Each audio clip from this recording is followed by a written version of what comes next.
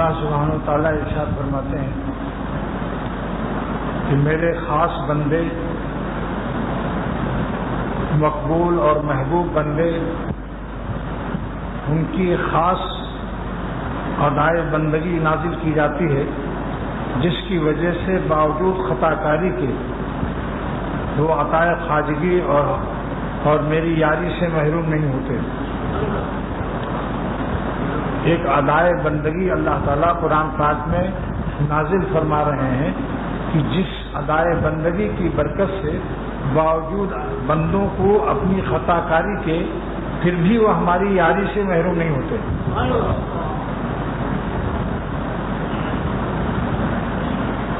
آگے اب اس کی تفسیر پیش کر رہا ہوں۔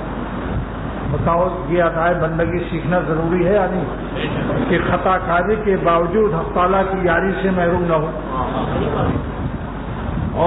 اور یہ ادائے بندگی سکھانے والا بھی کون ہے؟ جس نے ہمیں پیدا کیا ہے۔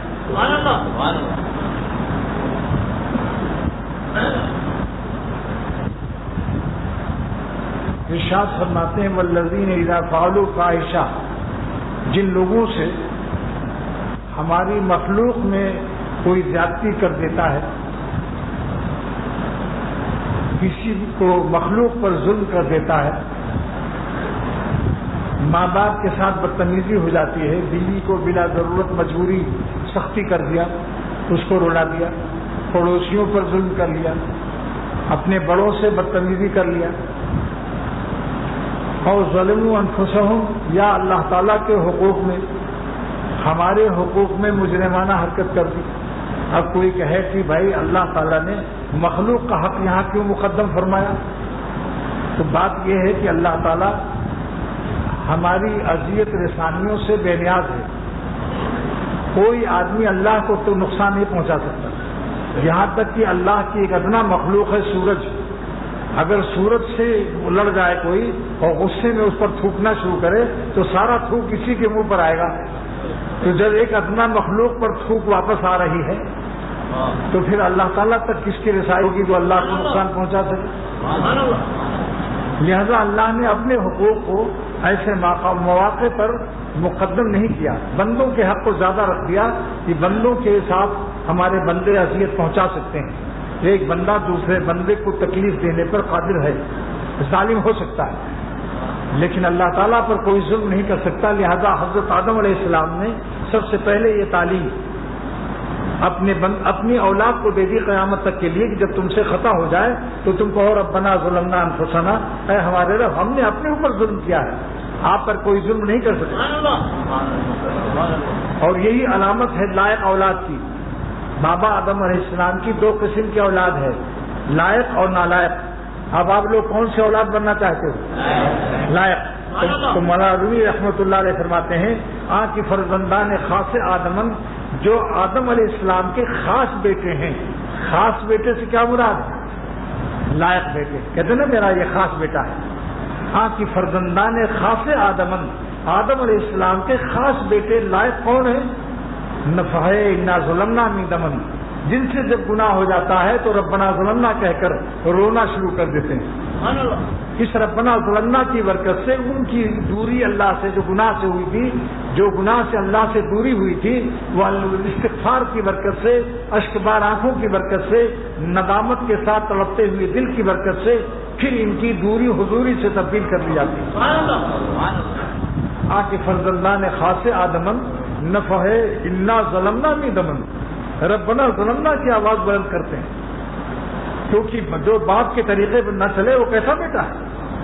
جب حضرت آدم علیہ السلام کا قرآن پاک سے ثابت ہو گیا کہ انہوں نے اپنی بگڑی بنا لی ربنا ظلمنا سے، تو پھر ہم لوگ کیوں نہ اپنی بگڑی بنا لیں ربنا ظلمنا سے، رو کر کے، معافی کر کے، استغفار کر کے، توبہ کر کے، آہوزاری کر کے، اشک باری کر کے، پھر دوبارہ اللہ کی یاری حاصل کر لو۔ اور بعض وقت میں اشک باری اور ندامت کے آنسوؤں سے پہلے سے بھی زیادہ اس کا کام بن گیا۔ چلی شوخی نے کچھ باتیں صبا کی، بگڑنے میں بھی زلف اس کی بنا کی۔ چلی شوخی نے کچھ باتیں صبا کی، بگڑنے میں بھی زلف اس کی بنا کی۔ خطا ہو گئی، شیطان نے ہمارے ابدیت کی زلفوں کو بگاڑ دیا استغفار و توبہ کی برکت سے، پھر اس کی حسن بندگی، اس کی بندگی کا حسن اور اس بندے کی زلفوں کا پیچ و خم جو گڑبڑ کر گیا تھا شیطان بے حیا شوق نے، وہ پھر دوبارہ اللہ تعالیٰ نے اس کو قبول کر کے اور پھر پیار کر لیا، بگڑنے میں بھی زلف اس کی بنا کی، چلی شوخی نے کچھ اس بے حیا کی، یعنی شیطان بے حیا کی بدماشی نہ چلی، اس نے تو ورغلا کر خطا، لیکن اشکبار آنکھوں کے بعد شیطان بھی ہاتھ ملتا ہے کہ میں نے تو گناہ کرایا کہ اللہ سے دور ہو جائے، مگر اس ظالم نے تو رو رو کے اپنا کام پہلے سے بھی بڑھیا کر لیا، ہم تو اس کو بڑھیا بنا رہے تھے بندگی کے اعتبار سے، یہ اشکبار آنکھوں سے اور بڑھیا ہو گیا۔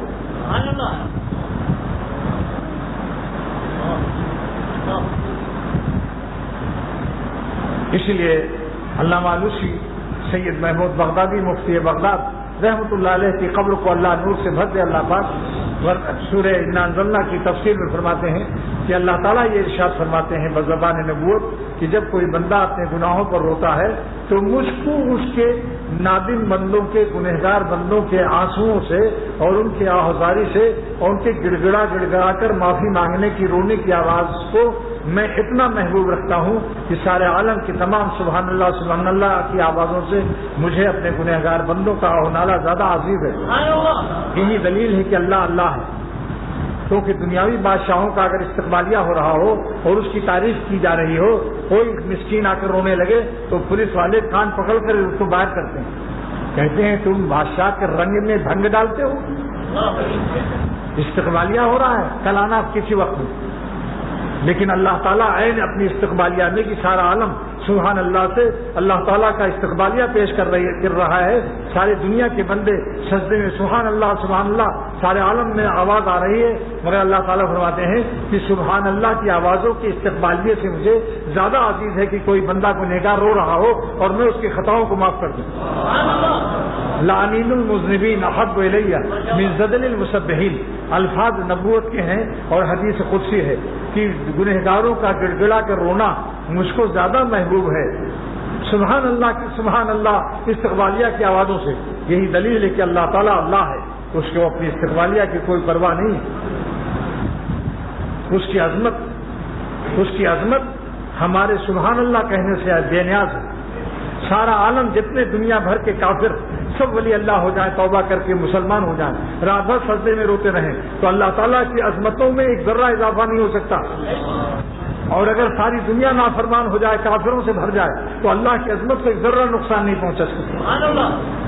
اللہ تعالیٰ کو ہماری بندگی سے فائدہ نہیں پہنچتا، ہمیں فائدہ پہنچتا ہے۔ معرومی کا کیا پیارا شعر یاد آیا، من گردم پاک از تسبیح شاہ، اللہ تعالیٰ فرماتے ہیں دنیا والوں میں تمہارے سبحان اللہ اللہ پاک ہے، اس سے میں پاک نہیں ہوتا، ارے ظالمو تم پاک ہو جاتے ہو میری پاکی کے بیان کرنے کے سطح میں۔ من گردم پاک از تسبیح شاہ، پاک ہم ایشا سے وندود الفشاں، جن کے منہ سے سبحان اللہ نکلتا ہے ان کے منہ سے ہم موتی پیدا کرتے ہیں اور ان کو پاک کرتے ہیں۔ ہم تو پاک ہے ہی ہیں تمہارے پاک کہنے سے کہ اللہ پاک ہے، ہم تھوڑی پاک ہوتے ہیں، ظالموں تم پاک ہوتے ہو میری پاکی بیان کرنے کے سب سے۔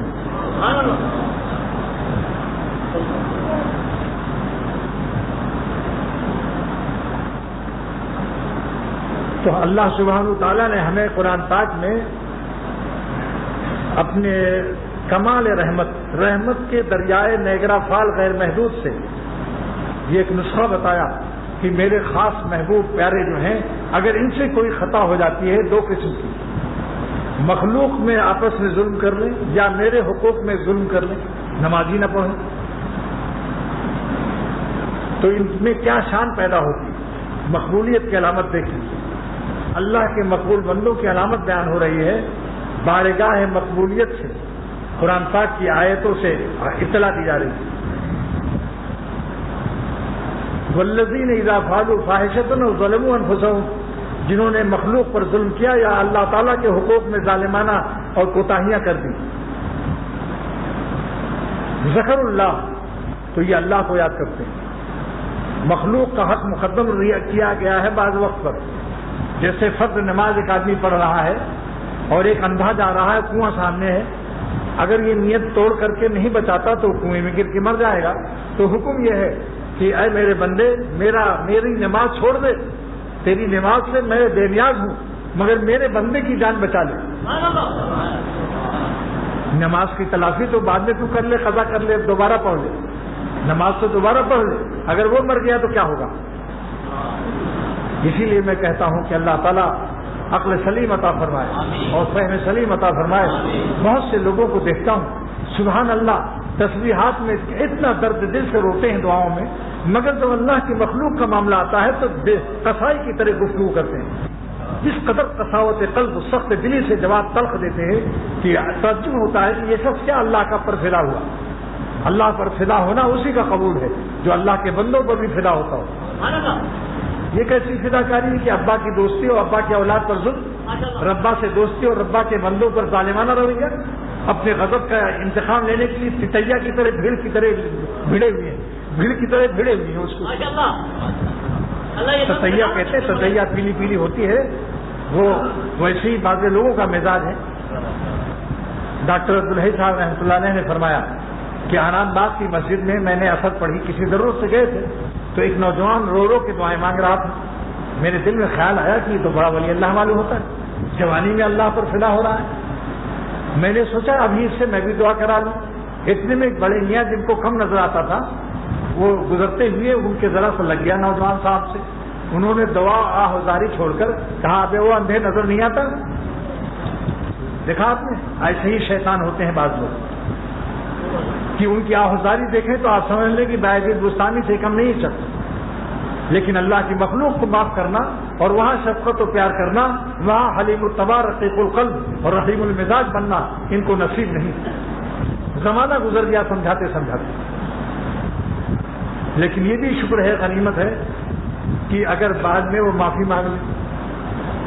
حکیم الامت کو ایک شخص نے لکھا کہ جب مجھے غصہ کرتا ہے تو جتنی آیتیں قرآن پاک میں غصے کی برائی میں اور حدیث پاک میں غصے کی برائی میں ہے کچھ یاد نہیں رہتا، جبکہ میں خود حدیث بہاتا ہوں۔ حدیث پاک کیا علاج ہے؟ فرمایا اس کا علاج یہ ہے کہ جب غصہ اتر جائے تو تم اس کے پیر پکڑ کر معافی مانگ لو اور کچھ ہدیہ بھی دے دو اس کو۔ انہوں نے 2-3 مہینہ پھر لکھا کہ غصہ کم نہیں ہو رہا ہے، پیر پکڑتا ہوں پھر غصہ بھی کرتا ہوں۔ کہا اچھا اب ایسا کرو کہ جس پر غصہ آئے اس کی چپل کو یا جوتے کو وہ حصہ جو اوپر ہوتا ہے اس کو سر پر رکھ کے 10 منٹ دوائیں سینک استعمال کرو، مغز میں سینکو جس پر غصہ آیا۔ انہوں نے لکھا کہ یہ علاج میرے لیے کھیر کا کام دے گیا، میری ہمت نہیں ہے کہ میں ان کا جوتا اپنے سر پر رکھوں، اس سے بہتر میں غصے سے توبہ کرتا ہوں۔ دوسرا علاج، لکھنؤ میں حضرت صوفی بزرگ انوار بک ڈپو کے مالک، کیا نام تھا ان کا؟ مولانا محمد حسن کاکوری، وہ بالکل ٹھنڈے میٹھے آدمی، کبھی غصہ جانتے ہی نہیں۔ تو لکھنؤ میں ایک شخص کو غصہ کا مرض تھا، حضرت نے لکھا کہ تم ان کی دکان پر جا کے بیٹھا کرو اور 10 منٹ 20 منٹ بیٹھ کے چلے آیا کرو اور کچھ بات مت کرنا۔ 3-4 مہینے وہ جاتے رہے، ان کا غصہ کم ہوتا رہا، یہاں تک کہ بالکل معتدل ہو گئے۔ حضرت کو لکھا کہ حضرت انہوں نے تو غصے پر کوئی تقریر نہیں کی، نہ کبھی ہمیں کچھ سمجھایا، یہ میرا غصہ کیسے کم ہو گیا؟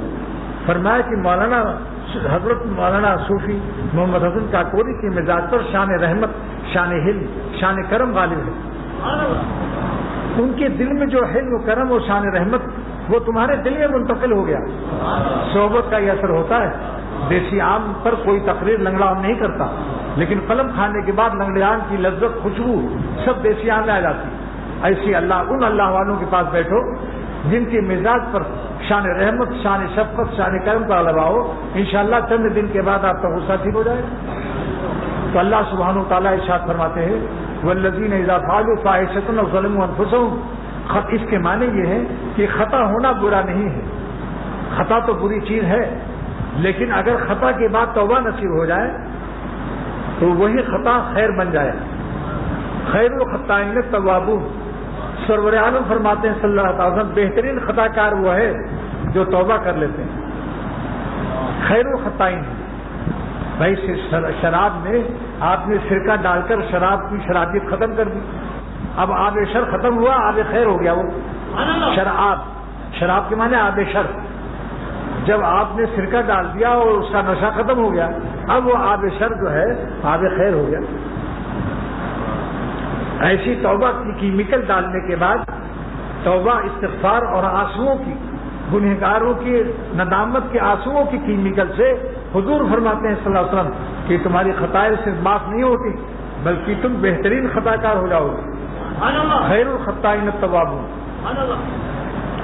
تو اللہ تعالیٰ نے دو علامت بیان فرمائی کہ میرے پیار کی علامت سن لو کہ کون میرے پیارے ہیں کون پیارے نہیں ہیں۔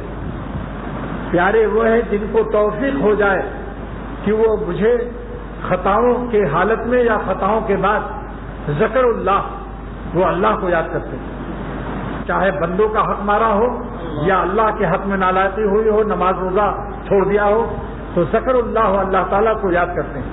ذکر اللہ کی 5 تفسیر کی علامہ علوسی اور سید محمود بغدادی رحمۃ اللہ علیہ نے کہ ذکر اللہ کے معنی کیا ہے۔ یہ تھوڑی فرقہ ذکریہ کی طرح سے بلوچستان میں نماز ہو رہی ہے، اللہ اللہ سبحان اللہ پڑھ رہے ہیں اور نماز سے نہیں پڑھ رہے، عورتوں کو دیکھ رہے ہیں کہ لا حول ولا قوت الا باللہ لا حول، اور دیکھے جا رہے ہیں۔ یہ ذکر کے معنی کیا ہے؟ اگر ذکر کا تفسیر نہ سنیے گا تو آپ کو سمجھ میں بات نہیں آئے گی کہ صدور خطا کے بعد اللہ کی عطا لینے کے لیے ذکر کا کیا معیار ہے، کس طرح یاد کیا جائے۔ 5 تفسیر ہے اس کی، تب سمجھ لو ذکر مقبول ہے، تب سمجھ لو ذکر مقبول ہے۔ نمبر 1 ذکر عظمتہ و وعیدہ، اللہ کی بڑائی کو یاد کرتے ہیں اور اس کی وعید کو، جہنم کو اور سزاؤں کو یاد کرتے ہیں کہ کہیں خذوہ فغلوہ کا اعلان نہ ہو جائے، پکڑو اس خبیث کو ڈالو جہنم میں۔ ذکر عظمتہ و وعیدہ، اللہ کی عظمت کو، بڑائی کو یاد کرتے ہیں کہ کتنے بڑے مالک کی میں نے نافرمانی کی، اپنے ایک کمزور نفس کے کہنے سے، ایک لومڑی کے کہنے سے شیر کو غصے میں دلا رہے ہیں، بندروں کے کہنے سے شیر کو غضبناک کر رہے ہیں۔ چھوٹی طاقت والا جب بڑی طاقت والے کو ناراض کرتا ہے تو ساری دنیا انٹرنیشنل بیوقوف قرار دیتی ہے۔ جو ظالم بھی اللہ کی ناراضگی سے حرام لذت کو امپورٹ کر رہا ہے انٹرنیشنل بیوقوف ہے، مگر یہ ایسا بیوقوف ہے کہ اس کی حماقت جہل مرکب کی طرح سے ہے کہ یہ اپنے کو بیوقوف تسلیم نہیں کرتا۔ جاہل کی 2 قسمیں، جس کو احساس ہو کہ میں جاہل ہوں یہ جہل بسیط ہے، اور جو جاہل یہ کہے کہ میں جاہل نہیں ہوں تو یہ جہل مرکب ہے۔ جیسے اللہ تعالیٰ نے منافقین کو فرمایا کہ صحابہ کو برا کہنے والوں الا انہم هم الصفاہ، تم صحابہ کو بیوقوف کہتے ہو، الا انہم هم الصفاہ، میرے صحابہ کو جو کہتے ہیں میرے نبی صلی اللہ علیہ وسلم کے ساتھیوں کو، وفاداروں کو، جان رخوا اور خون شہادت نوش کرنے والوں کو، جان و مال آبرو فدا کرنے والوں کو جو بیوقوف کہہ رہے ہیں منافقین، الا انہم هم الصفاہ، اصلی بیوقوف یہی ہیں، هم الصفاہ۔ دوبارہ ہم نازل کر کے فرمایا جس کی وجہ سے اللہ نے دوبارہ جملہ اسمیہ بنایا تاکہ ان کا استقلال، بیوقوفی میں ان کی استقلال کا ثبوت ہو جائے۔ ولکن لا یعلمون، لیکن یہ اپنی صفاحت اور حماقت کو جانتے نہیں ہیں۔ اس لیے علامہ محمود نصفی رحمۃ اللہ علیہ نے تفسیر خازن میں لکھا ہے کہ ان کی یہ جہالت مرکبہ تھی، بسیطہ نہیں تھی، جہل بسیط نہیں تھا، جہل مرکب تھا، یعنی حماقت و صفاحت کو اپنے احساس نہیں تھا ان کو کہ میں بیوقوف بلے لفظے کا ہوں۔ بعض لوگ ایسے ہی بیوقوف ہوتے ہیں۔ تو تفسیر نمبر 1 کیا ہے؟ ذکروا عظمتہ و وعیدہ، اللہ کی عظمت کو یاد کرتے ہیں اور اس کے وعید کو اور اس کی سزاؤں کو یاد کرتے ہیں کہ قیامت کے دن اگر اللہ تعالیٰ نے سزا دے دی تو کیا ہوگا، کون چھڑائے گا وہاں؟ آپ کا نفس چھڑائے گا، لوانڈین چھڑائیں گے، یہ لونڈیاں اور ٹیڈیاں چھڑائیں گے، کہاں جاتے ہو گدھوں کی طرح حماقت کرتے ہوئے۔ نمبر 2 تفسیر ذکر الارض علیہ تعالی شانہ، اللہ کو یاد کرتے ہیں کس طرح سے؟ اپنی پیشی کو یاد کرتے ہیں۔ ذکر الارض علیہ تعالی شانہ، اللہ تعالیٰ کے سامنے قیامت کے دن پیش ہونے کو یاد کرتے ہیں کہ کیا منہ دکھاؤں گا اور کیا جواب دوں گا۔ اگر اللہ پوچھ لے کہ ظالم میں نے تجھے زندگی دی تھی کس لیے دی تھی؟ نمبر 3 تفسیر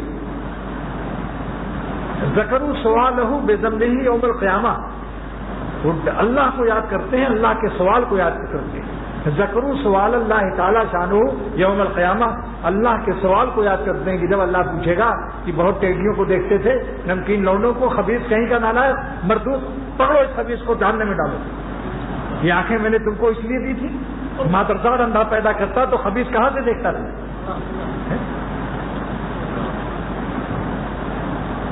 ایک پولیس کے ڈنڈے کی ڈر سے تو نہیں دیکھتا تھا، اور اگر بیٹا یا بیٹی کا باپ موجود ہوتا ہے تو بھی ہمارے ڈر کے نہیں دیکھتا تھا. شیخ ساتھ ہوتا تھا تو بھی شیخ کو دیکھتا تھا کدھر دیکھ رہا ہے، مگر میرا تجھ کو خوف نہیں آتا تھا. حرام نمک چکھنے والا نمک کھاتا تھا میرا، اور نمک حرامی نہیں کرتا تھا. ذکروا سوالہ بذنبہ یوم القیامہ، اللہ کے سوال کو یاد کرتے ہیں کہ قیامت کے دن اگر اللہ آپ پوچھے گا کیا جواب دوں گا. 3 باتیں ہو گئی، 3 تفسیر. اور چوتھی تفسیر کیا ہے؟ ذکروا جلالہ فہابوا، اللہ کے جلال و عظمت شان کو سوچ کر کے ڈر جاتے ہیں کہ ہاں اتنے بڑے مالک، اتنے بڑے طاقت والے مالک کو ہم ناراض کر کے کیا کر رہے ہیں. اگر اس نے انتقام میں ہمیں سور کتا بنا دیا، یا گردے بیکار کر دیے، یا بلڈ کینسر پیدا کر دیا، ہارٹ اٹیک ہو گیا تو کیا ہوگا؟ اور جو شریف بندے ہیں ان کے لیے تو یہی بات کافی ہے کہ اللہ تعالیٰ ہم سے ناراض ہو جائیں گے. شریف بندوں کے لیے یہ کافی ہے. اس لیے میرا اس مہینے کا تازہ شعر ہے، نہیں ناخوش کریں گے رب کو اے دل تیرے کہنے سے. یہ بالکل تازہ شعر ہے. جب کبھی گناہ کا تقاضا ہو میرا شعر پڑھ لو. نہیں ناخوش کریں گے رب کو اے دل تیرے کہنے سے، نہیں ناخوش کریں گے رب کو اے دل تیرے کہنے سے. اگر یہ جان جاتی ہے خوشی سے جان دے دیں گے. گناہ نہ کرنے کے تقاضے سے اگر جان بھی چلی جائے تو خوشی سے جان دے دیں گے، اور چپے سے انشاءاللہ بھی کہہ دیں گے برکت کے لیے. ہاں سادی شیرازی نے کیا نصیحت کی کہ دیکھو ادھار گوشت مت کھایا کرو. گوشت کی تمنا میں اگر مر جاؤ، مرنا قبول کر لو، مگر قصائیوں سے ادھار گوشت مت کھاؤ. فارسی شعر ہے دیکھو، بتمنائے گوشت مردن بے، بتمنائے گوشت مردن بے، گوشت کی تمنا میں مرنا بہتر ہے. یہ تقاضائے زشت قصابہ، قصائیوں کے برے تقاضوں سے. ایک لاٹھی لے کر کمر کی طرف ٹیک لگا کر کھڑا ہوگا سینہ تان کر، او صوفی صاحب، حاجی صاحب، مولانا صاحب، پیسہ نہیں دیا ابھی تک، آپ نے وعدہ کیا تھا. ادھار گوشت کھانے میں تو بڑا مزہ لوٹا تھا، پیسے نکالو ورنہ پھر سمجھ لو. تم سادی شیرازی آج سے 800-900 برس پہلے نصیحت کر رہے ہیں. تو ایسی گناہوں کی تمنا میں مر جاؤ، لیکن ذلت و خواری اور اللہ کے غضب سے بچو. نہیں ناخوش کریں گے رب کو اے دل تیرے کہنے سے. اگر یہ جان جاتی ہے خوشی سے جان دے دیں گے. یہ بتاؤ گناہ سے بچنے کے غم میں جان چلی جائے تو یہ جان کیسی ہے بھائی؟ مبارک ہے یا نہیں؟ اور اگر گناہ کی حالت میں مار دیا گیا، وارثین نے اس کو قتل کر دیا، تو یہ جان کیسی ہے؟ بولیے، گناہ کی حالت میں موت بہتر ہے یا گناہ سے بچنے کے غم سے موت بہتر ہے؟ ذرا مر کے تو دیکھو. اللہ کے نام پر جینا تو بہت لوگ جانتے ہیں، اللہ کے نام پر مرنا سیکھو. یہ اس کا نور قوی ہوتا ہے، مرنے کا نور قوی ہوتا ہے جینے کے نور سے. کیونکہ جینے کے معنی عبادت کرنا ہے، اور مرنے کے معنی اپنی بری آرزو کو کاٹ دو اور اللہ کو ناراض نہ کرو. بتائیے، ایک 1000 تہجد کا نور رکھ دو ایک ترازو پر، اور ایک دفعہ کسی عورت یا لڑکے سے نظر بچا کے اس کا نور دیکھو کہ کس کا قوی ہوتا ہے. لوگ چاہتے ہیں ایک تار سے روشنی گھر میں آ جائے، مثبت تار ہو پلس اور مائنس نہ ہو. ایسے ہو سکتا ہے؟ دونوں تار لگاؤ، لا الہ کا بھی الا اللہ کا بھی، اور مائنس کا تار مقدم کیا اللہ نے، منفی تار کو اللہ تعالیٰ نے کلمے میں مقدم کیا. جیسے کوئی کہے عود لگانا مگر پہلے کپڑے دھو لینا، پسینہ کی بدبو نہ ہو. اللہ نے الا اللہ کا عود لگایا مگر فرمایا پہلے غیر اللہ سے قلب کو پاک کرو. یہ مرنے والی لاشیں کچھ کام نہیں آئیں گی. زندگی ہی میں جو صورتیں بگڑنے والی ہیں، جن کو مرنا ہے، سڑنا ہے، گلنا ہے، وہ اپنی ابتدائے جوانی میں ہی اس کے اثرات رکھتے ہیں. جیسے کوئی املی کا درخت ہو، املی کا لیکن ابھی 1 فٹ کا پودا ہے، اس کو چکھو گے تو املی کی کچھ کھٹاس ضرور ہوگی۔ تو مرنے والی سڑنے والی لاشیں جو ہیں، ان کے اندر ابتدائی سے مرنے اور سڑنے کی اور بے چینیوں کے اور اس کے تمام وہ اثرات موجود ہوتے ہیں۔ بگڑنے والی شکلوں کے، جب بگڑی شکل نہیں ہوتی اس وقت بھی اس کے اثرات ہوتے ہیں، کیونکہ آئندہ بگڑنے والے ہیں۔ وہ لوگ قبروں میں بگڑ جائیں گے یا نہیں؟ ارے بڑھاپی ہی میں بگڑ جاتی ہے شکل، تو جوانی میں بھی اس کے اثرات ہوتے ہیں، مگر عام حمقاء کو نظر نہیں آتے، اہل اللہ کو اور ان کے غلاموں کو نظر آتے۔ یہ منہ پر لقوا گرنے والا، اس سے تقویٰ مت خراب کرو۔ میرے اس فتویٰ کا خیال رکھنا کہ چہرے کا شیپ بگڑنے والا، پہچان بھی نہ سکو گے۔ اس وقت جب کوئی بھاگتا ہے تو مجھے اتنا غصہ آتا ہے، جب شکل بگڑ گئی تو میں نے بھاگتے دیکھا ایسے لوگوں کو، شکل بگڑی تو بھاگ نکلے دوست، شکل بگڑی تو بھاگ نکلے دوست جن کو کبھی غزل سنائے، مگر اس وقت بھاگنے والا ایک دم گدھا ہوتا ہے، کیونکہ اپنی طبیعت سے بھاگا، اللہ سے کہاں، اللہ کے خوف سے کہاں بھاگا؟ اللہ کے خوف والے اولیاء اللہ وہ ہیں جو عین شباب حسن کی حالت میں بھی اپنے نفس کو روکتے ہیں اور غم اٹھاتے ہیں اور احتیاط کرتے ہیں۔ یہ فرار للہ ہے، وہ فرار للتباہ ہے، اللہ کی طبیعت لیے نہیں ہے، وہ طبیعت کی ناپسندیدگی سے بھاگتے ہو۔ فرار للہ اور قرار باللہ یہ ہے کہ عین حالت شباب میں اس سے نظر بچاؤ اور اپنی آنکھ کو بھی بچاؤ اور دل کو بھی بچاؤ اور جسم کو بھی بچاؤ۔ عینن قلبن و قالبن، 3 لفظ، عینن قلبن و قالبن، قالب مانے جسم۔ پھر دیکھو اللہ تمہیں کیا دیتا ہے۔ واللہ قسم کھا کر کہتا ہوں کہ اپنے خباثتوں پر نادم ہو جاؤ گی کہ میں نے زندگی اب تک کہاں ضائع کیا، کیا خبر تھی کہ اللہ تعالیٰ اس خوب بہا کے بدلے میں خود ملتے ہیں۔ لیلاؤں سے بچنے میں مولا ملتا ہے جو سارے عالم کی لیلاؤں کو نمک دیتا ہے۔ 4 تفسیر ہو گئی تھی، 5ویں تفسیر کیا ہے؟ چوتھی کیا تھی کہ ذکروا جلالہ فہابوا، اللہ کے جلال کو سوچ کر ڈر جاتے ہیں، جس میں لرزہ طاری ہو جاتی ہے۔ ہمارے شیخ نے فرمایا تھا، کیا کہوں اس قصے کو جب بیان کرتا ہوں، پیاروں کے واقعات ہیں، خبیثوں کے واقعات نہیں ہیں۔ حضرت نے فرمایا کہ ایک اللہ کا ولی جا رہا تھا، اس نے دیکھا کہ کوئی کسی عورت سے زنا کر رہا ہے، لوٹ آئے، اتنا غم ہوا کہ 2-3 گھنٹے کے بعد چادر اوڑھ کے روتے رہے، اور جب پیشاب کیا تو پیشاب میں خون آ گیا۔ گناہ دوسرے نے کیا، غم ان کو آیا کہ میرے اللہ کی روح زمین پر کیسی نافرمانی ہو رہی ہے۔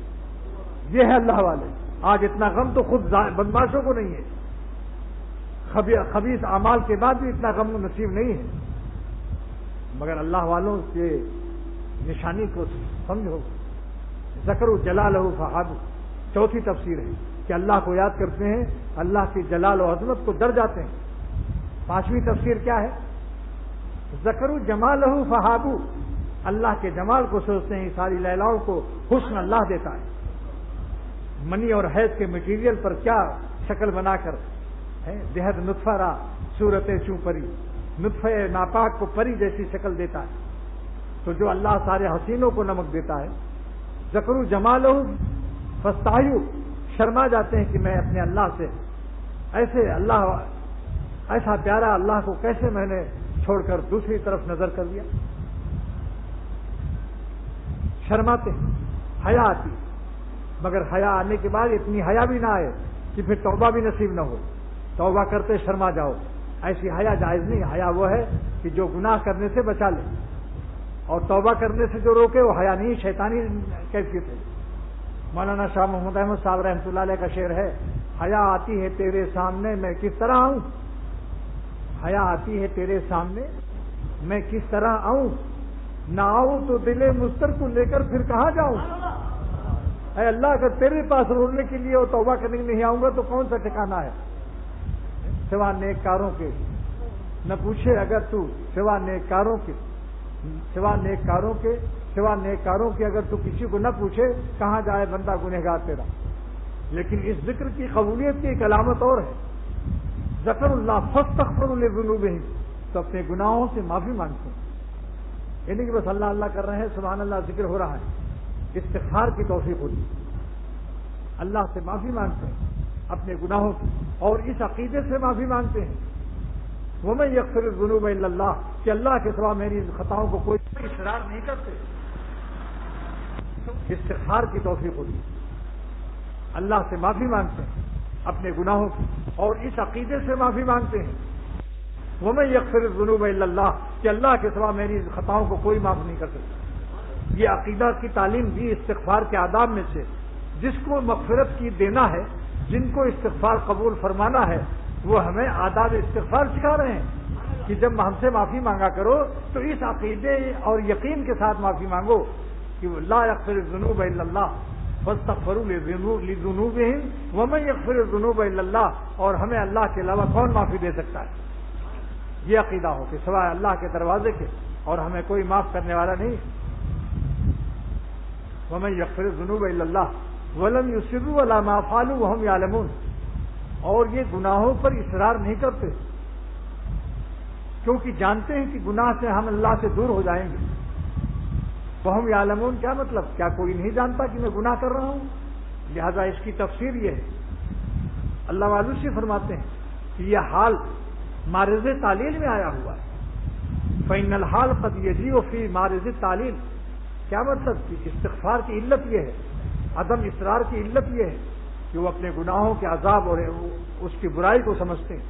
وهم یعلمون قبح فعلهم، وہ اپنے فعل کی برائی نافرمانی کا انجام سمجھتے ہیں کہ اس کا انجام اچھا نہیں. اگر خاتمہ خراب ہو گیا تو کیا ہوگا؟ حالت گناہ میں موت آ گئی تو کیا ہوگا؟ لہذا اصرار نہیں کرتے بار بار کیونکہ وہ اپنے گناہوں کے انجام اور برائی کو سمجھتے ہیں. اور یہاں اصرار کی دو قسمیں ہیں. اصرار کے معنی کہتے ہیں بھائی آپ بار بار اصرار کر رہے ہیں، جیسے کہہ دیا کہ میرے پاس آج کل پیسہ نہیں ہے، تم بار بار اصرار کرتے ہو، مانگ رہے ہو. یہ ایک اصرار کے یہ معنی. یہاں وہ معنی نہیں کہ ایک دو تین دفعہ خطا ہو گئی تو اب مایوس ہو جاؤ. اللہ معلوم سے فرماتے ہیں اصرار لغوی یہ مراد نہیں، اصرار شرعی مراد ہے. کہ اصرار شرعی نہیں کرتے ہمارے بندے. کیا مطلب اصرار شرعی؟ الاقامت علی القبیح بدون الاستغفار و توبہ، کسی برائی پر قائم نہیں رہتے بغیر استغفار و توبہ کے. اور جو استغفار و توبہ کر لے اس کی تو خطا غائب ہو گئی. اب اس نے دوبارہ کمر باندھ لیا کہ اللہ اب آپ کو ناراض نہیں کریں گے. لہذا اصرار کرنے والے وہ لوگ ہیں جو بغیر استغفار و توبہ گناہوں پر قائم رہتے ہیں، اور جو رو رو کے اللہ سے معافی مانگ لے وہ اصرار کرنے والوں میں نہیں ہے. اس لیے اصرار شرعی کی تعریف علامہ علوسی رحمۃ اللہ علیہ نے کی. المراد بالاصرار الشرعی الاقامۃ علی القبیح بدون الاستغفار والتوبہ، گناہوں پر قائم رہنا بغیر استغفار و توبہ کے. نہ چت کر سکے نفس کے پہلواں کو تو یوں ہاتھ پاؤں بھی ڈھیلے نہ ڈالے، ارے اس سے کشتی تو ہے عمر بھر کی، کبھی وہ دبا لے کبھی تو دبا لے. لڑتے رہو، ایک دن اللہ تعالیٰ جتا دیں گے. حکیم الامت فرماتے ہیں جو لوگ اپنے نفس سے جنگ کر رہے ہیں، کبھی نفس کو پٹخ دیتے ہیں اور نفس کی بات نہیں مانتے، نظر بچا لیتے ہیں، اور کبھی نفس ان کو پٹخ دیتا ہے اور نظر مار دیتے ہیں.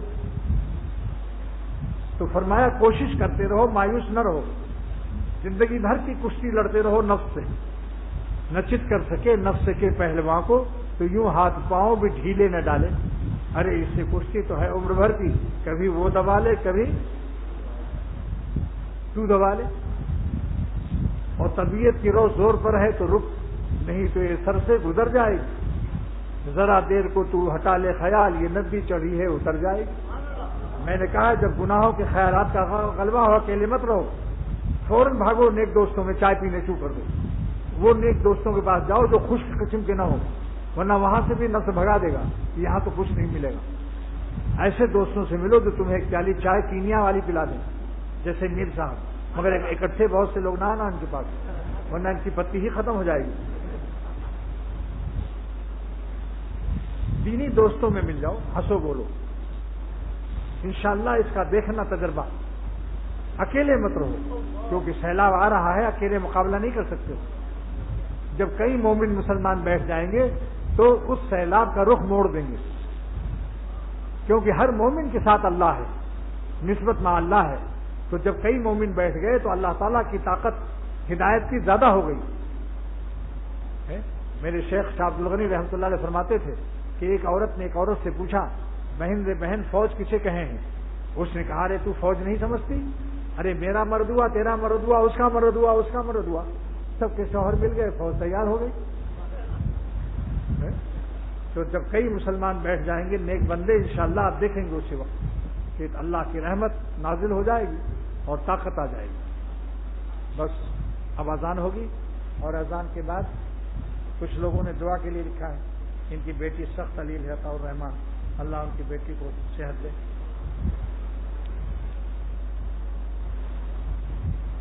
اللہ تعالیٰ ان کو بھی صحت دے. ہم سب کو تمام بیماریوں میں اللہ شفا دے، ہم سب کو بھی، ہمارے گھر والوں کو. علیہ وسلم. اللهم اجعل حبك احب الي من نفسي واهلي من الماء البارد.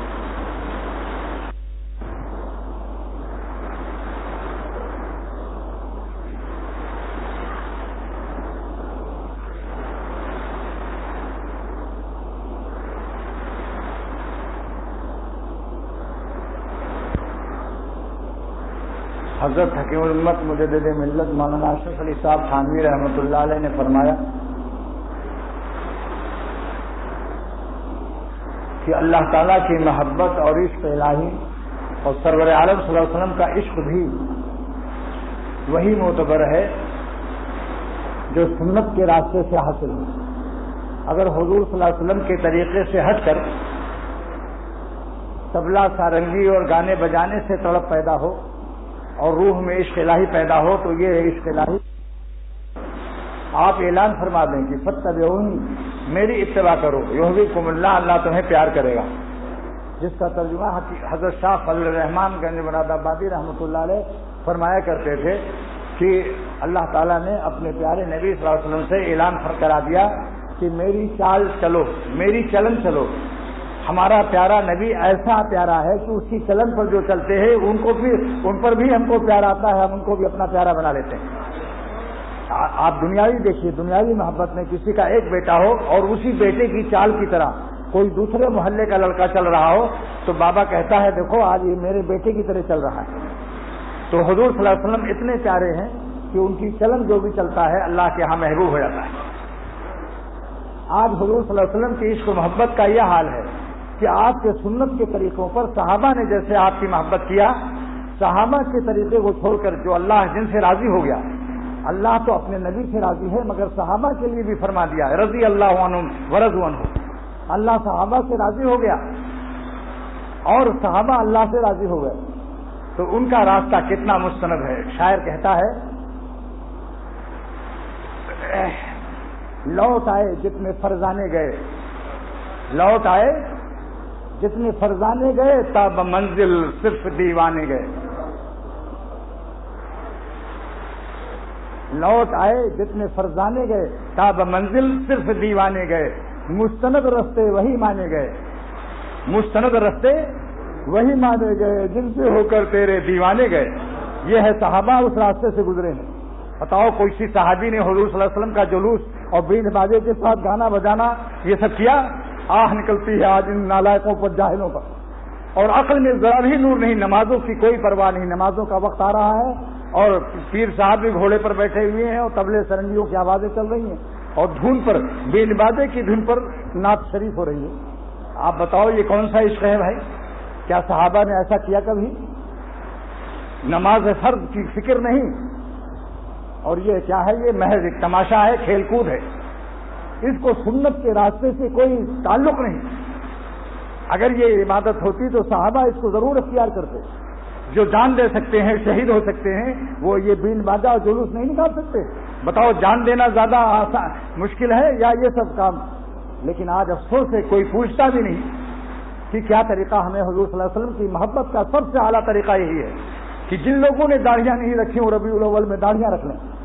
کہ جس کے لیے حضور پیدا ہوئے تھے، اعمال اس کی اصلاح کے لیے، نبی کریم صلی اللہ علیہ وسلم نے اللہ کی مرضی پر چلانے کے لیے، ہمارے نفس نالائق کو مٹانے کے لیے پیدا ہوئے تھے.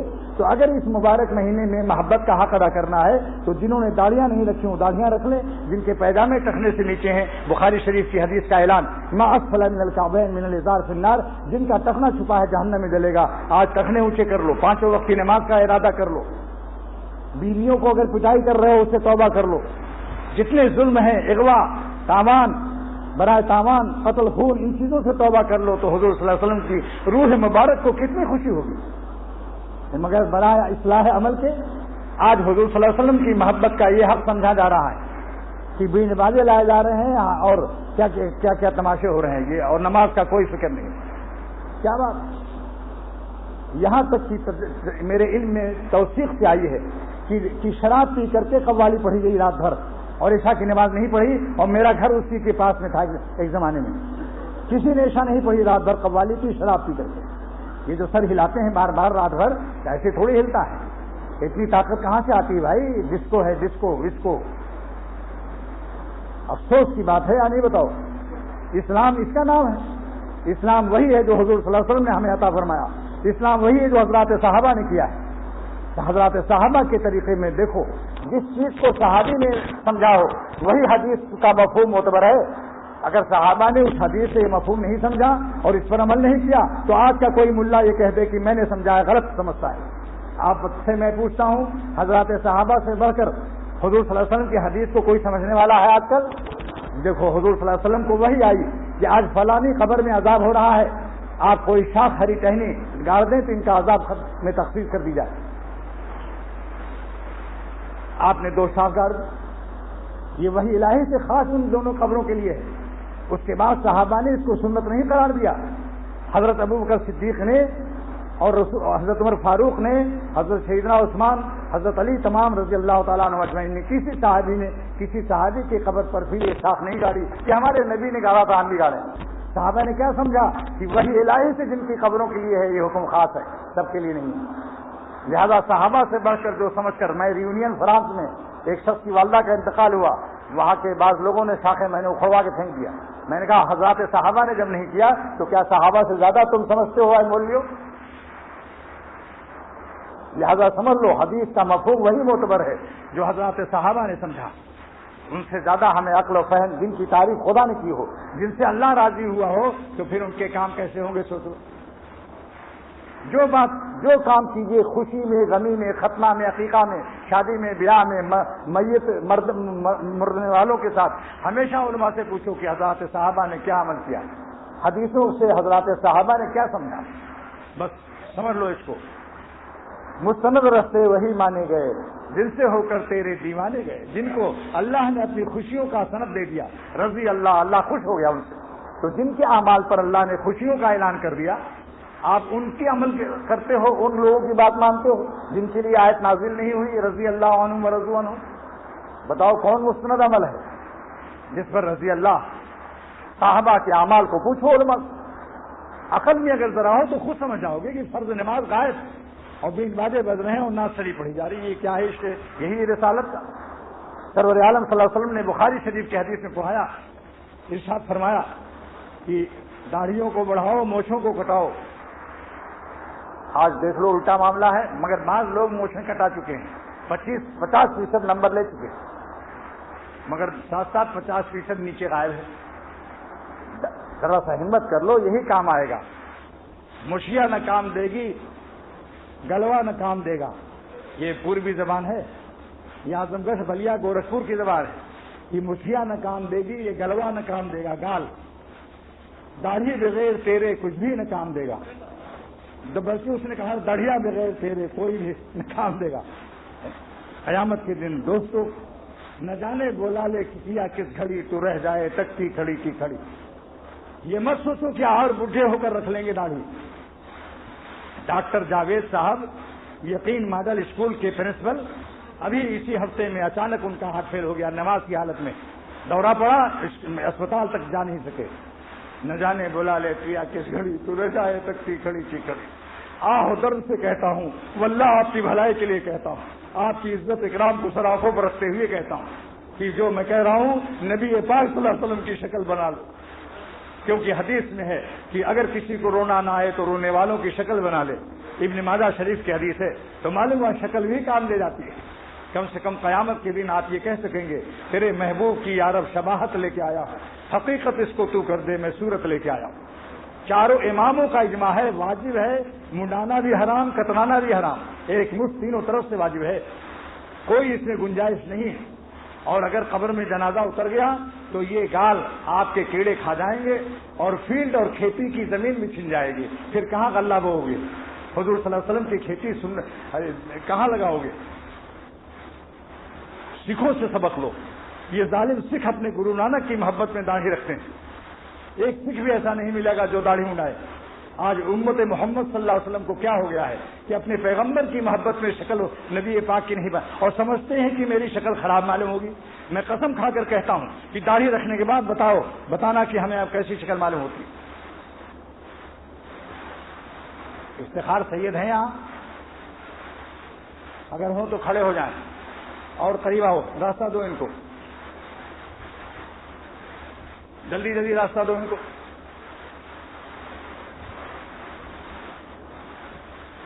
اب آپ کے سامنے میں ایک ماڈل پیش کر رہا ہوں.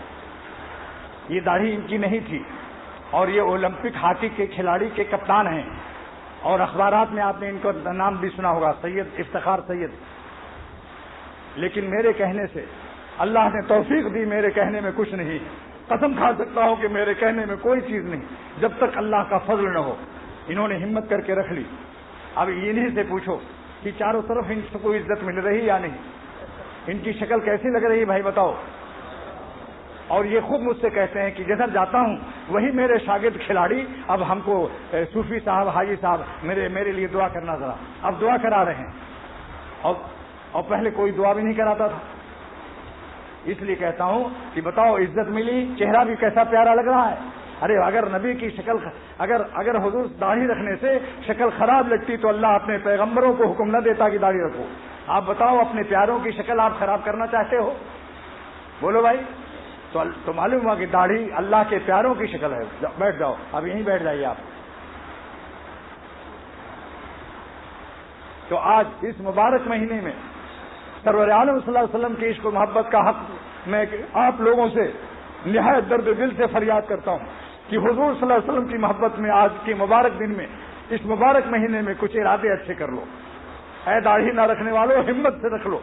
آپ کو کوئی کچھ نہیں کہے گا. انشاءاللہ بیوی بھی آپ سے دعا کرائے گی اور سارا معاشرہ آپ سے دعا کرائے گا. آپ کو عزت ملے گی انشاءاللہ, اور آخرت میں بھی عزت ملے گی.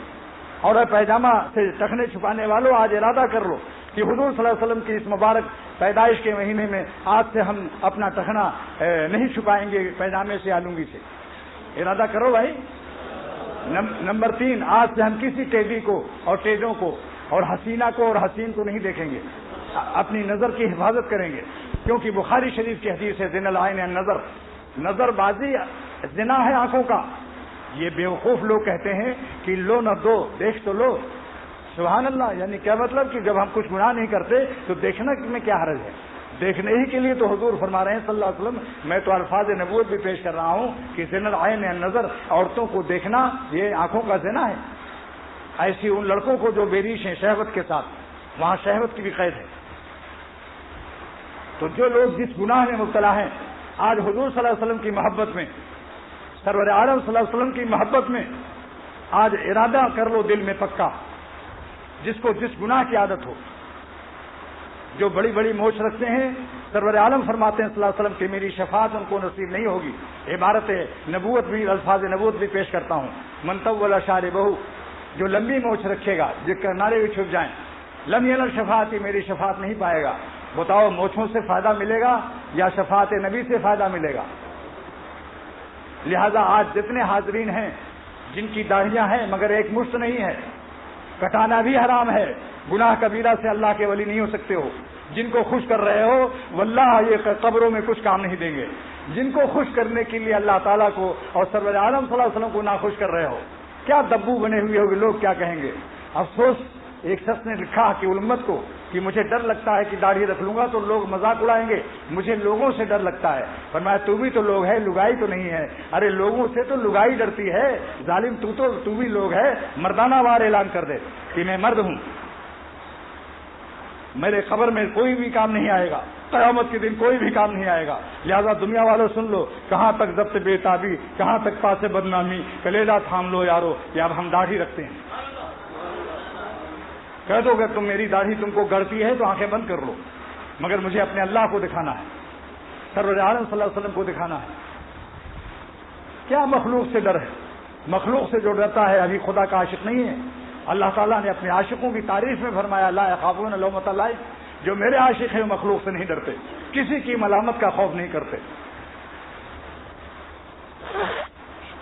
لہذا میں آپ لوگوں سے یہ گزارش کرتا ہوں کہ اس مبارک مہینے میں جس کو جس گناہ کی عادت ہو، بعضوں کا چہرہ تو بالکل صوفیانہ ہے لیکن عمل ان کا بھی نافرمانی میں مبتلا ہے، داڑھی رکھ کر کے بھی عورتوں کو تاک جھانک کر رہے ہیں اور داڑھی رکھ کر کے بھی لڑکوں کو بری نظر سے دیکھ رہے ہیں، کچھ نہیں تو کم سے کم دل ہی میں گندے خیالات پکا رہے ہیں. پچھلے گناہوں کا فیچر شیطان ٹیچر ان کو فیچر دکھا رہا ہے. اس لیے آج ارادہ کر لو کہ اے خدا میں 100% آپ کا بننا چاہتا ہوں. اور اس شعر کا اعلان کر دو، یہ شعر جو میں ابھی پڑھوں گا، نہیں ہوں کسی کا تو کیوں ہوں کسی کا، نہیں ہوں کسی کا تو کیوں ہوں کسی کا، انہی کا ہوا جا رہا ہوں. بتاؤ کس نے پیدا کیا ہے آپ کو؟ کس کے بننے میں فائدہ ہے؟ اپنے نفس کے بننے میں فائدہ ہے؟ لوگوں کو خوش کرنے میں فائدہ ہے؟ ارے دوستو، ہمارا ایمان تو ایسا ہونا چاہیے کہ ساری دنیا میں اگر ایک داڑھی والا نہ ہوتا، ساری دنیا میں ایک داڑھی والا بھی نہ ہوتا تو بھی ہم اپنے اللہ کو خوش کرنے کے لیے داڑھی رکھ کر اپنا جھنڈا اونچا کر دیتے. کوئی کہتا کہ یہ کیا کیا؟ ان کا کچھ نہیں، ہماری نظر آسمان پر ہے. یہ مٹی کے ڈھیلے کی طرح تم زمین پر پڑے ہوئے ہو. کاش اللہ تعالی ہم سب کی نظر کو آسمان والے پر کر دے. ہمت سے کام لو کہ ہم کسی سے نہیں جانتے. خواجہ صاحب رحمۃ اللہ علیہ فرماتے ہیں، کتنا پیارا شعر ہے، سارا جہاں خلاف ہو پرواہ نہ چاہیے. یہ ہے اہل ایمان کی شان. سارا جہاں خلاف ہو پرواہ نہ چاہیے اور پیش نظر تو مرضی جانانا چاہیے. پھر اس نظر سے جانچ کر تو کریے فیصلہ، کیا کیا تو کرنا چاہیے کیا کیا نہ چاہیے. اپنے نفس کو لومڑی بنا کر رکھو. نفس کہے اس لڑکے کو دیکھ لو، اس لڑکی کو دیکھ لو، نفس کو ہے لومڑی تو میرا مقابلہ کرتی، جانتی نہیں تو کہ میں شیر ہوں، روحانی شیر ہوں. تیرے کلہ کا ایک تماچے سے پھاڑ دوں گا اگر تو نے دوبارہ تقاضا کیا تو. پیشاب پیخانے کی پلیٹ پر چاندی کا ورق دکھا رہی ہے لومڑی تم اس کو. اگر پیخانے کے اوپر چاندی کا ورق لگا دیا جائے اور تو کیا آپ اس کو کھائیں گے؟ تو یہ حسینوں کے سے عشق بازی کا انجام کیا ہوگا؟ پیشاب پیخانے کے مقام پر لے جائے گا. مگر افسوس ہے قسمت والوں کو توفیق توبہ ہوتی ہے. پھر میں مسجد میں کہتا ہوں واللہ جس پر اللہ تعالیٰ کی رحمت نازل ہوتی ہے، شان رحمت کی علامت یہ ہے کیا کہ پھر نفس امارہ کے سر سے وہ نکل جاتا ہے. اسی لیے حضور صلی اللہ علیہ وسلم نے سکھایا، اسی وقت آپ دعا کر لو، مبارک جمعے کا دن ہے، اللہم ارحمنی بترک المعاصی. سب لوگ کہو اللہم ارحمنی بترک المعاصی، اللہ ہم پر رحم فرما دے اور اپنی نافرمانی کے عذاب سے نجات عطا ہو. عذاب اللہم اکشف عنا العذاب انا مومنون. اللہم ارحمنی بترک المعاصی، اے اللہ رحمت وہ نازل کر دے کہ جس سے میں آپ کی نافرمانی گناہ چھوڑ دوں. وہ رحمت دے دے جس سے نفس امارہ کے پنجے سے نکل جاؤں. ولا تشقنی بمعصیتک، اور مجھے اپنی نافرمانی سے شقی و بدبخت نہ بنا. دوستوں گناہوں سے بدبخت انسان ہوتا ہے اور نیکیوں سے اللہ کا پیارا و محبوب ہوتا ہے. وہ گناہ تھوڑی دیر کا مزہ ہے، لذت عارضی ملی عزت دائمی گئی. ذرا سی دیر کی لذت تھوڑی دیر، ہمیشہ کے لیے عذاب، ہر وقت پریشان. توبہ بھی کر لے گا مگر تقاضا معصیت کی شدت سے عذاب میں رہے گا. سن لو یہ بات، بہت گر کی بات بتاتا ہوں. جن لوگوں نے گناہ کو توبہ کے سہارے پر کر لیا، توبہ تو کر لیا اور اگرچہ توبہ بھی ان کے توفیق میں نہیں ہے، کسی کی دعا کام آ گئی، کسی کی دعا کام آ گئی، اس کی کوئی نیکی کام آ گئی، لیکن توفیق توبہ کے بعد بھی تقاضائے گناہ کی شدت کے عذاب میں ساری زندگی رہے گا وہ. یہ سن لو یہ اختر کا اعلان. میرے شیخ صاحب عبدالغنی رحمۃ اللہ علیہ وضو کرتے وقت میں، وضو روک کر، انڈیا میں پھول پور اعظم گڑھ ضلع میں وضو روک کر فرمایا حکیم اختر، جس نے کبھی بھی گناہ کیا ہے توبہ کر لے گا لیکن ساری عمر اس کے وسوسے سے نجات نہیں پائے گا. اس لیے دوستو کوشش کرو کہ گناہ ہونے ہی نہ پائے تاکہ تقاضائے معصیت میں شدت نہ ہو، عافیت سے رہو.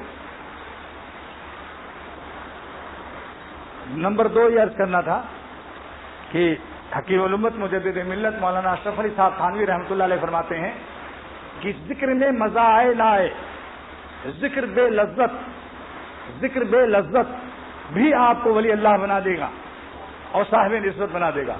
اس کی 3 مثالیں، یہ تو حکیم الامت کا ارشاد ہے.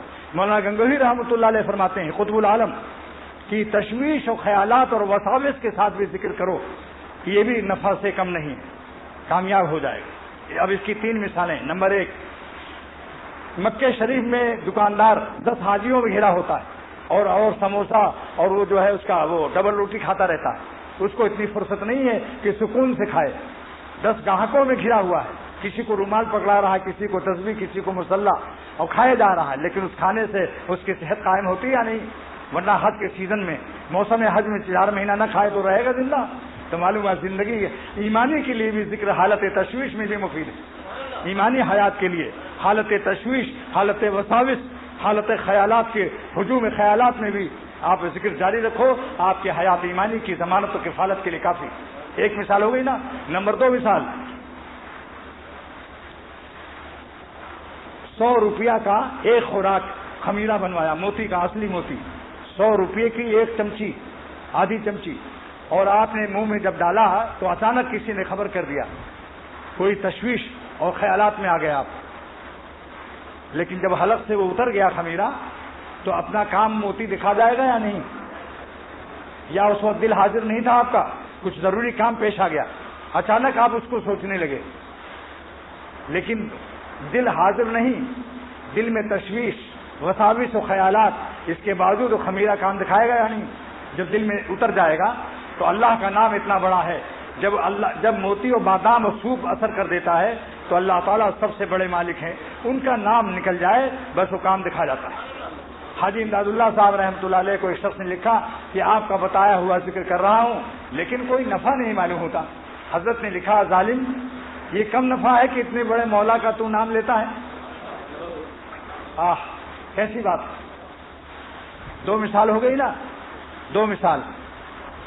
تیسری مثال، اندھیرا ہے، آپ کو خیالات کا ہجوم ہے، وساوس کا ہجوم ہے، دل میں بھی پریشانی ہے، لیکن آپ ٹیوب لائٹ تک پہنچے اور ٹارچ سے اس کا بٹن دیکھ لیا اور بٹن میں انگلی دبا دی.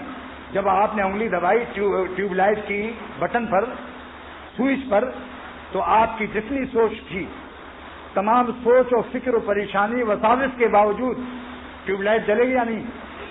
بس ہزاروں فکریں ہوں، ہزاروں وساوس ہوں، لیکن جب اللہ کا نام منہ سے نکلا تو سمجھ لو سوئچ دب گئی، اللہ کا نور دل میں پیدا ہو جائے گا، اللہ کے نور کی ٹیوب لائٹ آپ کے قلب میں روشن ہو جائے گی. 3 مثالیں دی، دیکھ لینا کتابوں میں کہاں پاؤ گے، کہاں پاؤ گے؟ صدرہ بازگاہ میں نہا جو غم ہے دل کے حاشیہ میں. کہاں پاؤ گے؟ صدرہ بازگاہ میں. یہ فلسفے کی کتابیں ہیں. نہا جو غم ہے دل کے حاشیہ میں. ارے یارو، جو خالق ہو شکر کا، جو شکر پیدا کرتا ہے، جمال شمس کا، نور قمر کا، جو سورج و چاند کو روشنی دیتا ہے، نہ پوچھو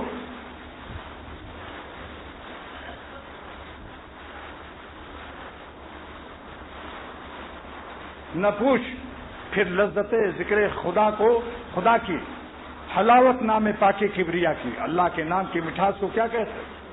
مبارک وہ بندے ہیں جو خدا کی یاد میں رو رہے ہیں، مبارک وہ لوگ ہیں جن کے دل خدا کے عشق میں تڑپ رہے ہیں. باقی ساری دنیا کچھ قابل مبارکبادی نہیں ہے. مٹی کی، ان کی مٹی کے لیے رو رہی ہے، مٹی کے کھلونوں کے لیے، مٹی کی رنگینیوں کے لیے، مٹی کے دسمبروں کے لیے رو رہے ہیں، جن کے آنسوؤں کی گدھے کے پیشاب کے برابر بھی قیمت نہیں، اگر وہ حرام محبت حرام ہے. بتاؤ، حرام محبت میں رونا یہ قبول ہے اللہ کے ہاں؟ اس کے آنسوؤں کی کیا قیمت ہے؟ ساری غزل اس کی ہزلیات ہیں. اس کے غزلیات کیا ہیں؟ ہزلیات. اب تیسری نصیحت عرض کر رہا ہوں، ترتیب وار سمجھ لو. تیسری نصیحت، پہلی نصیحت کیا تھی؟ جو کام کرو سنت کے مطابق صحابہ کے عمل معلوم کر لو علماء سے. نمبر 2، آج اس مبارک مہینے میں کوئی اچھی نیتیں کر لو اور گناہ چھوڑنے کے ارادے کر لو. نمبر 3، وساوس کی حالت میں بھی اللہ کی یاد کو مت چھوڑو.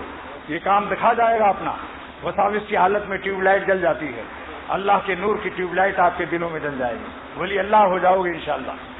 نمبر 4 یہ ہے کہ جو مصنف اور جو مقرر جس کا عقیدہ صحیح نہ ہو اور علماء دین نے اس کو خطرناک قرار دیا ہو، بے تربیت، نااہل قرار دیا ہو، ایسے شخص کی تقریر میں اگر قرآن و حدیث کی آیتیں اور حدیث بھی ہوگی تو بھی اس کی تقریر میں اس کے دل کے اندھیرے اور دل کی منحوسیت شامل حال ہوگی. اس لیے اس کی تقریر مت سنو. اس کی تقریر میں اگرچہ قرآن کہے گا قال اللہ، اور قال رسول اللہ کہے گا، لیکن اس کے قلب میں جو باطل عقیدے ہیں، جو صحابہ کا بغض بھرا ہو یا کوئی بدعقیدگی اس کے دل میں ہو، اور علماء اس کی کتابوں کو منع کرتے ہوں تقریروں کو، تو یاد رکھو اس کی تقریروں کے سننے سے اس کے حدیث و قرآن کے ساتھ ساتھ اس کے دل کے اندھیرے، جیسے حلوہ کھا رہا ہو مگر چمچے میں پیخانہ لگا ہو، تو حلوہ تو اچھا ہے نا، قرآن پاک و حدیث پاک کا کیا کہنا ہے، لیکن ظالم جس زبان سے نکال رہا ہے وہ دل کے اندر جو پیخانے کی نجاست بدعقیدگی گھسی ہوئی، اس لیے جو مقرر اور جو مصنف